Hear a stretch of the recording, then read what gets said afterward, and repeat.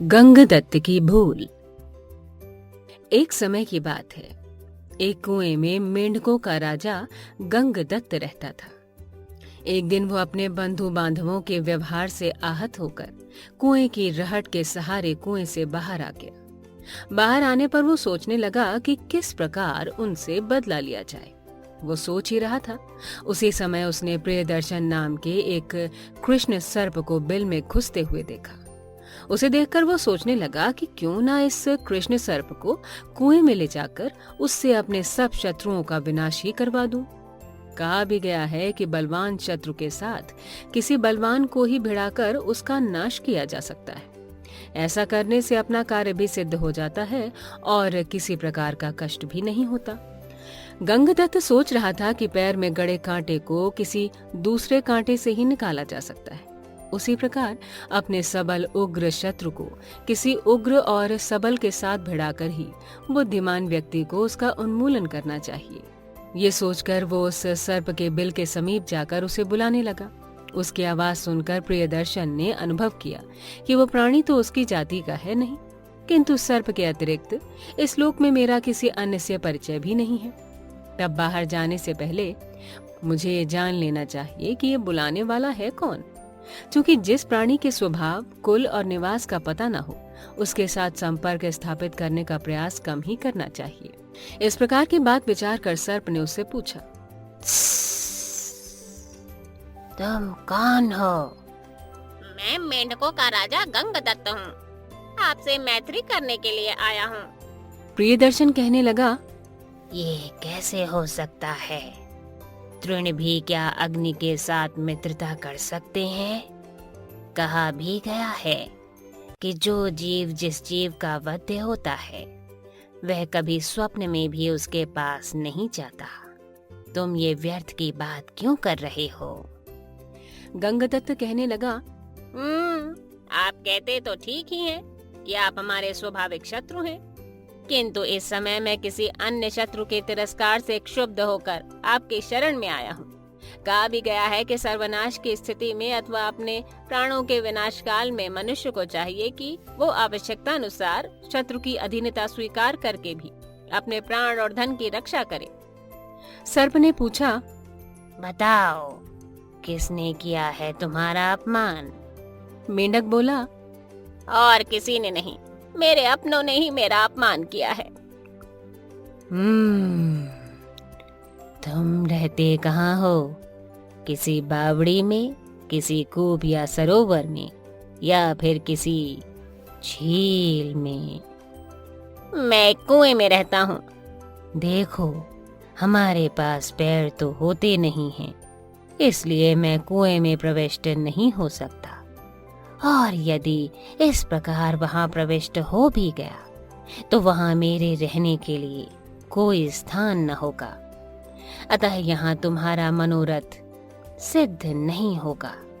अच्छा यही होगा कि तुम यहाँ से चले जाओ। किसी ने ठीक ही कहा है कि ऐश्वर्य को चाहने वाले व्यक्ति को चाहिए कि वह उसी वस्तु को खाए जो उसके अंदर पहुंचकर पच जाए, ताकि परिणाम में हितकारक भी सिद्ध हो। ये सुनकर मेंढक बोला, महाशय, आप चले तो आइए, मैं बड़ी सरलता से उस कूप में आपको प्रविष्ट करा दूंगा।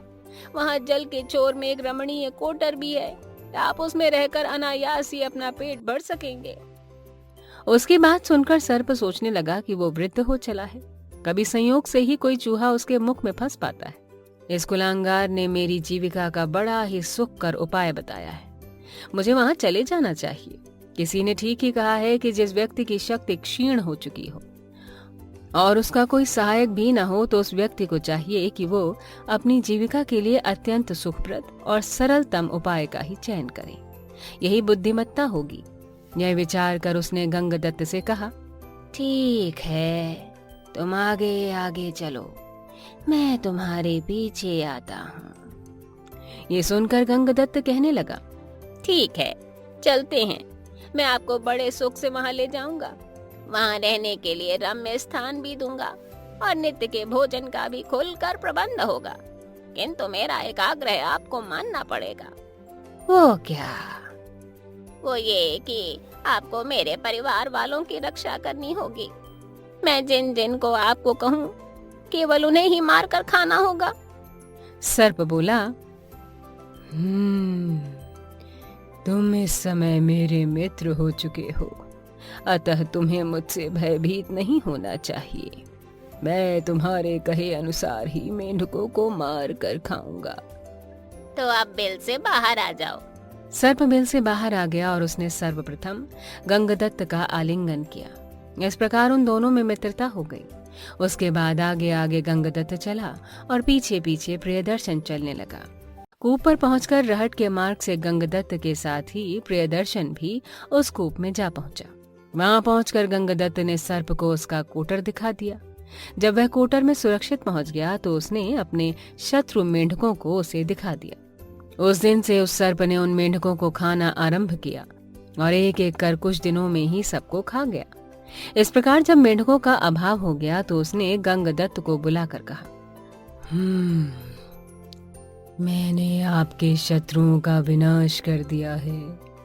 अब मेरे भोजन के लिए कुछ नहीं है।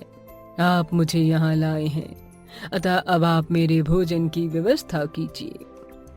आप मेरे मित्र हैं, आपने मेरा कार्य संपन्न कर दिया है, अतः अब आपसे प्रार्थना है कि जिस रहट के मार्ग से आप भीतर आए थे उसी से बाहर निकलकर अपने पुराने स्थान पर चले जाएं। मित्र, ये बात तुमने सोच विचार कर नहीं कही है। अब मैं वहां किस प्रकार जा सकता हूँ? इतने दिनों में तो उस पर किसी अन्य ने अधिकार कर लिया होगा। मैं यहीं रहूंगा। अब अपने कुटुंब के लोगों में से ही तुम्हें एक एक करके मुझे खाने के लिए देना होगा। यदि ऐसा नहीं करोगे तो मैं सबको मार कर खा जाऊंगा।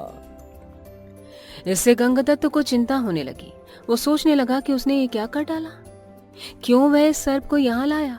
अब यदि इसे मना करता हूँ तो ये सबको मार कर खा जाएगा। किसी ने ठीक ही कहा है कि जो व्यक्ति अपने से अधिक बलवान को मित्र बनाता है वो अपने ही हाथ से विषपान करता है, इसमें संदेह नहीं। अंत में उसे एक एक कर अपने कुटुंब के सदस्यों को दे देना पड़ा। अवसर पाकर सर्प एक दो और को भी खा जाया करता था। इस प्रकार उसके कुटुंबजनों को खाते हुए उस सर्प ने एक दिन गंगदत्त के पुत्र यमुना दत्त को ही अपना आहार बना डाला। गंगदत्त को जब इसकी सूचना मिली तो वह जोर जोर से विलाप करने लगा। जब वह किसी प्रकार शांत न हुआ तो उसकी पत्नी ने उसे फटकारते हुए कहा, हे कुल क्षयकारक, अब इस प्रकार रोने से क्या लाभ? अपने कुल का तो तुम नाश कर ही चुके हो, किंतु अब भी समय है। अतः यदि चाहो तो अपने यहाँ से भागने और इसे मारने का उपाय कर सकते हो। व्यर्थ में रोने से कोई कार्य सिद्ध नहीं होगा। एक दिन गंगदत्त को अपने पास बुलाकर सर्प ने कहा, गंगदत्त, मुझे बड़ी भूख लगी है। यहाँ खाने को कुछ भी नहीं है। तुम मुझे बुला कर लाए थे, इसलिए मेरे खाने की व्यवस्था करो। गंगदत्त बोला, मेरे रहते आपको किसी प्रकार की चिंता नहीं करनी चाहिए। यदि मुझे बाहर जाने की अनुमति दें तो मैं अन्य स्थानों से मेढकों को यहाँ लाकर आपके भोजन की व्यवस्था कर सकता हूँ। ठीक है, ऐसा ही करो, सर्प ने कहा। उसकी अनुमति पाकर मेंढक रहट पर चढ़कर अनेक देवी देवताओं की मनौती मनाता हुआ कुएं से बाहर आ गया। प्रियदर्शन उसके लौटने की आशा में वहीं उसकी प्रतीक्षा करता रहा। जब गंगदत्त लौटकर नहीं आया तो प्रियदर्शन समीप ही रहने वाली गोह के पास गया और उससे विनती करने लगा कि वो किसी प्रकार बाहर जाकर गंगदत्त को ढूंढ कर ले आए। उसने कहा कि उसे वो बता दे कि यदि मेंढक न मिले तो भी चिंता की बात नहीं, किंतु उसके बिना उसका यहाँ मन नहीं लग रहा है। वह धर्म को साक्षी बनाकर कहता है कि वो गंगदत्त का वध नहीं करेगा। गोह बाहर गई और निकट ही उसे गंगदत्त भी मिल गया। उसके पास जाकर उसने कहा, गंगदत्त, तुम्हारा मित्र प्रियदर्शन तुम्हारी प्रतीक्षा कर रहा है। उसने धर्म को साक्षी मानकर कहा है कि वह तुम्हारा किसी प्रकार भी अनिष्ट नहीं करेगा, अतः शीघ्र चलो। गोह की बात सुनकर गंगदत्त कहने लगा, भूखा व्यक्ति कौन सा पाप नहीं कर सकता। नीच प्रकृति के लोग तो स्वभावतया कठोर ही होते हैं। तुम जाकर उससे प्रियदर्शन से कह देना, एक बार कुएं से निकल जाने के बाद गंगदत्त अब पुनः उस कूप में नहीं आएगा। प्रियदर्शन कुएं के कोटर में उसकी बाट जोहता रह गया।